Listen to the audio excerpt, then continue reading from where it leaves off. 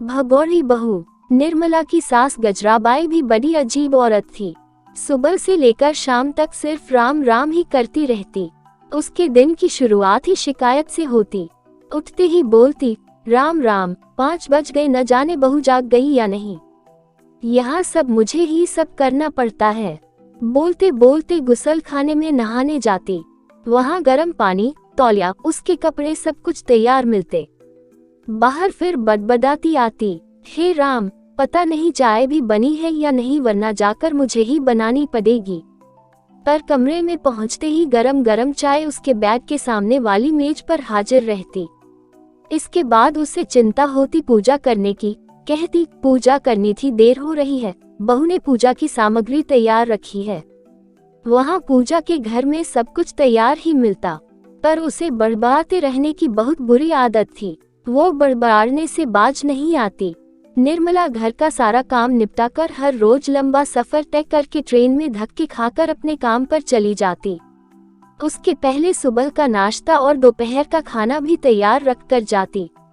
गजराबाई दिन भर डोसियों के साथ गप्पे लगाती, बहू की बुराई करती या फिर राम नाम की माला लेकर बैठ जाती। यहाँ वहाँ के मंदिरों में जाती। घर में या घर के कामों में जरा भी ध्यान नहीं। अब इतनी ज्यादा उम्र भी नहीं हुई थी। उसे लगता था कि बहू है तो मैं क्यों काम करूं। शाम हो जाती और बहू के घर आने के समय कुछ न कुछ दर्द का बहाना बनाकर पलंग पर पड़ी रहती। शुरू में निर्मला को सच लगता था, पर कुछ ही दिनों में उसकी पोल खुल गई। पर पति देव इस बात को कैसे माने, उनको तो अपनी माँ साक्षात देवी लगती। उसे अपनी माँ ही प्यारी है न, फिर बीवी का सच भी उसे कड़वा लगता। रोज शाम को थकी हारी घर आते समय जरूरत की चीजों का बोझ ढोते आती और बिना एक पल गंवाए फिर शुरू हो जाती।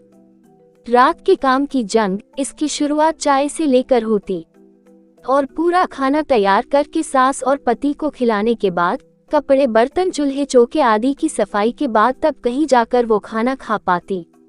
रोज उसके पति के लिए स्त्री के कपड़े तक तैयार रखने पड़ते। सब होते होते आराम से 11, साढ़े 11 बज ही जाते। तब कहीं वो सो पाती। यही हर रोज का कार्यक्रम रहता। इतवार और छुट्टी के दिन सिर्फ दफ्तर और सफर से छुट्टी मिलती, पर घर के कामों से ना फुर्सत मिलती ना आराम। ऊपर से सास की तानाशाही भी चलती रहती। घर का वातावरण हमेशा बेगदा सा रहता। पति इन सब से बचने के लिए दोस्तों के साथ हर इतवार को कहीं न कहीं चला जाता और निर्मला यहाँ अशांत वातावरण में घुटकर रह जाती। पति को उसकी कोई चिंता ही नहीं रहती। रोज सब काम अपने आप हो रहे थे। सब कुछ तैयार हाथ में मिल रहा था। उसे और क्या चाहिए था। जब तक उसके सारे काम आराम से हो रहे थे वो बहुत खुश था।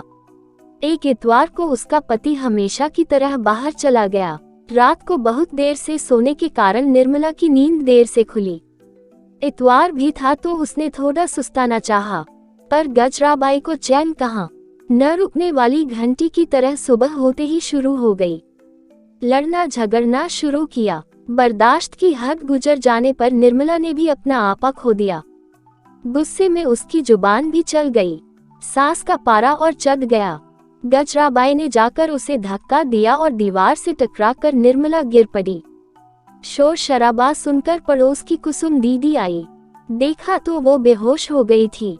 उसने पानी मार के होश में लाया और उसकी सास को खरी खोटी सुनाकर निर्मला को डॉक्टर के पास ले गई।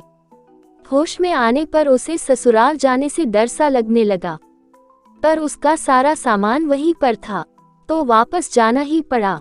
उसने घर लौटने पर देखा सास अपने कमरे में गहरी नींद सो रही थी। पति अब तक घर लौटा नहीं था। उसने अपना सारा सामान पैक किया और सास और पति की गिरफ्त से भाग निकली। शाम को जब उसका पति घर लौटा तो उसकी देवी समान माँ ने बेटे से कहा, तेरी बीवी भगोई निकली, वो भाग गई। सुनकर उसने कहा, अच्छा हुआ, मैं उसे घर से आज निकालने ही वाला था।